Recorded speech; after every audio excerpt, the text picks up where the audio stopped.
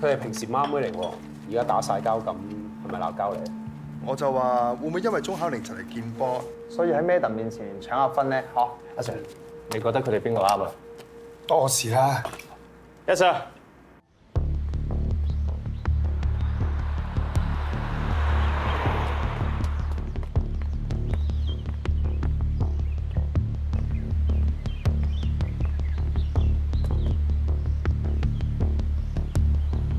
龐文偉果然喺學校附近出現。大家 stand by。 Yes sir。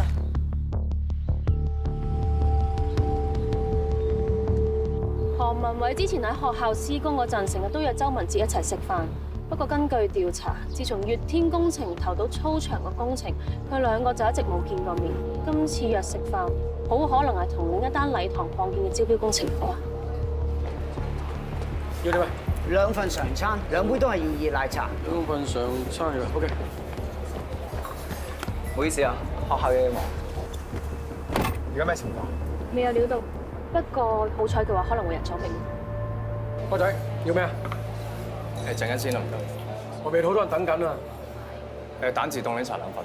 蛋治凍，蛋治有冇問題啊？唔使啦。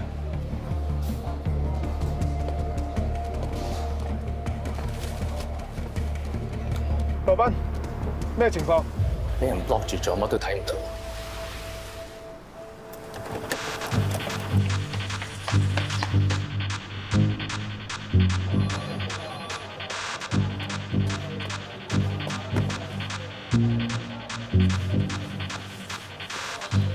係咧，上次同你傾嗰單嘢，如果加碼，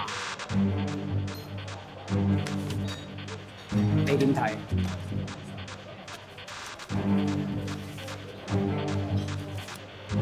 師傅報唔跟。大家隨時準備 action。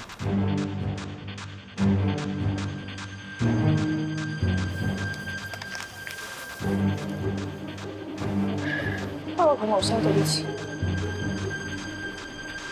唔緊要啊，遲啲再傾。開埋單先。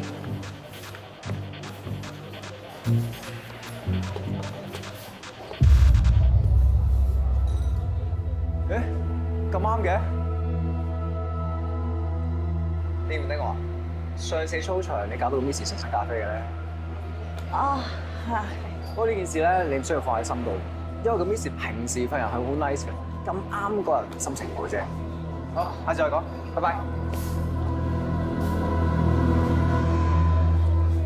你唔應該擅自衝入茶餐廳㗎。羅賓睇唔到嘛，咁我咪諗住去招。你俾佢見到，你可能會懷疑你。咁我睇佢頭先嘅反應，應該都睇唔出我跟緊。你識做戲，你唔俾人哋都識得做戲㗎。我諗佢未必發現到丁心跟住佢，不過下次唔好再咁衝動 ，understand？ Yes sir。Madam， 我哋揾到啲新資料。周文哲份人原來好難賭㗎。根據馬會嘅投注記錄，佢淨係呢一年已經用咗120萬去賭馬。仲未計佢賭外圍同賭博 Apps， 所以佢用嚟賭嘅錢應該唔止呢個數。佢唔似咁有錢喎。周文哲老婆喺貿易行做文員，2個人加埋月入大約6萬。半年前佢哋買咗個村屋單位，手頭上應該冇乜剩餘嘅資金，估計周文哲應該係同財務公司借錢做賭盤。借咁多，就算唔食唔玩唔出街都還唔掂。所以我懷疑佢有用其他方法揾錢去填數。雖然暫時未證實到智旺工程連續3次中標有冇涉及到貪污回佣，亦都冇喺茶餐廳即場捉到佢哋貪污。但就咁睇，龐文偉同埋周文哲佢哋嘅對話神態，但係周文哲根本上冇收到龐文偉嘅賄款，亦即係代表佢唔同意龐文偉嘅要求，咁就已經可以證明佢根本上冇貪污。咁好可能係因為佢喺現場見到熟悉嘅人，所以先放棄同龐文偉交收。但係周文哲見到我之前，佢已經明確拒絕咗龐文偉嘅賄款，所以我覺得同我喺度未必有關。周文哲點解冇收到錢？我哋當然要繼續調查。而我而家想知嘅係，你哋打算點做？我建議帶周文哲翻嚟指證龐文偉行賄。唔得，咁樣做會打草驚蛇，俾周文哲甩到身嘅。但係周文哲根本冇收到賄款，喺情理上佢係證人而唔係犯人啊！投訴人佢話周文哲同承建商關係非常密切，當中有可能涉及貪污回佣，就住呢一點已經非常令人值得懷疑。投訴人咩資料都冇提供，有可能係別有用心呢。之前我留意到陳 Sir 經常對周文哲單打，之後仲發現原來佢哋同時間都被推薦去見波。我唔排除有人為咗升職而去打擊對手。你啱啱所講嘅只係一個猜測，係啊，但我哋亦都未揾到資料證據去指證周文哲貪污喎。但而家好明顯，所有資料都指向同一個方向喎。但你未接觸過周文哲，單憑你手頭上嘅資料，一定唔可以反映到事實嘅全部啊！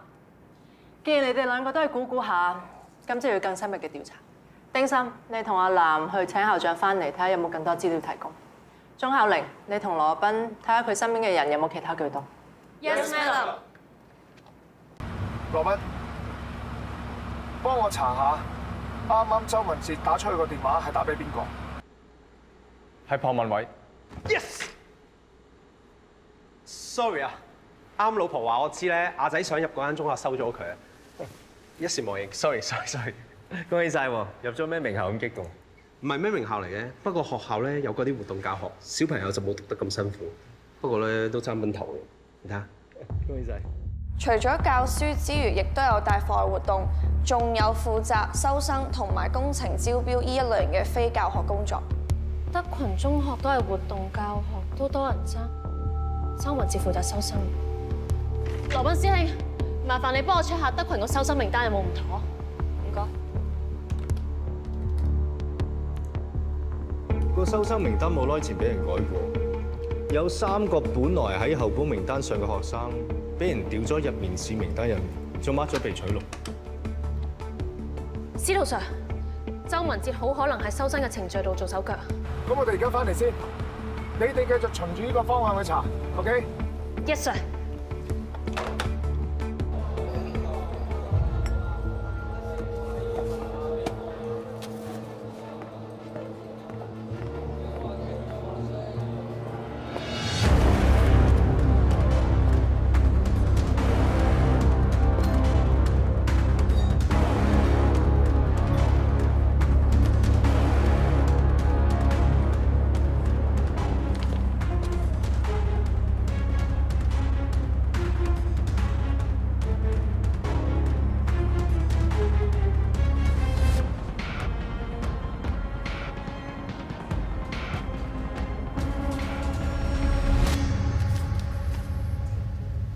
今日下午，除咗有4萬蚊現金存入咗去周文哲嘅影子戶口，銀行亦都確認咗有一張50萬支票嘅入帳記錄。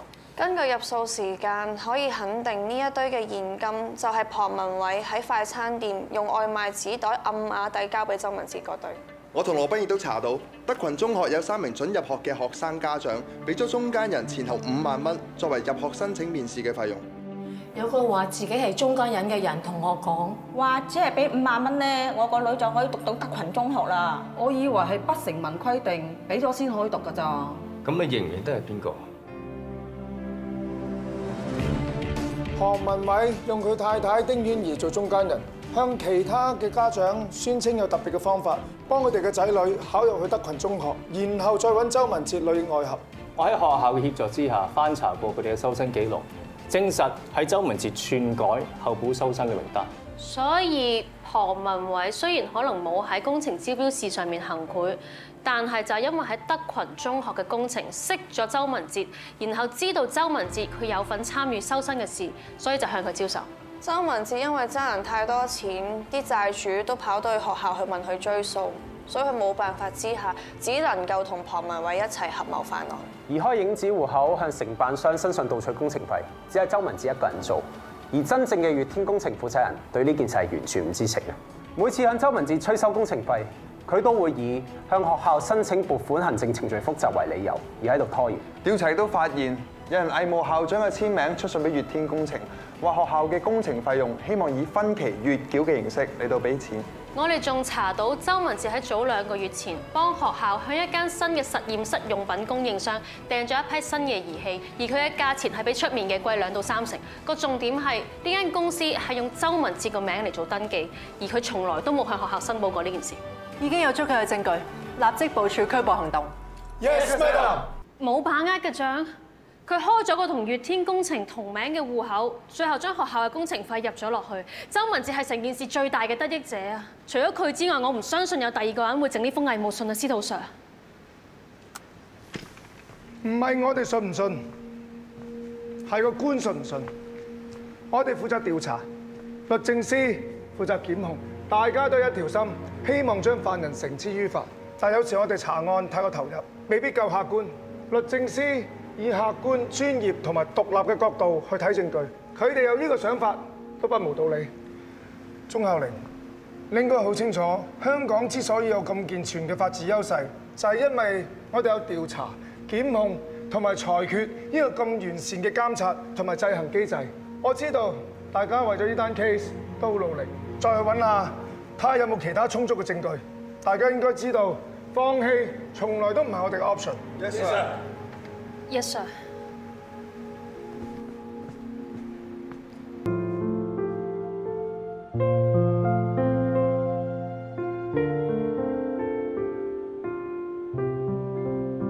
鐘巧玲，你可以入嚟啦。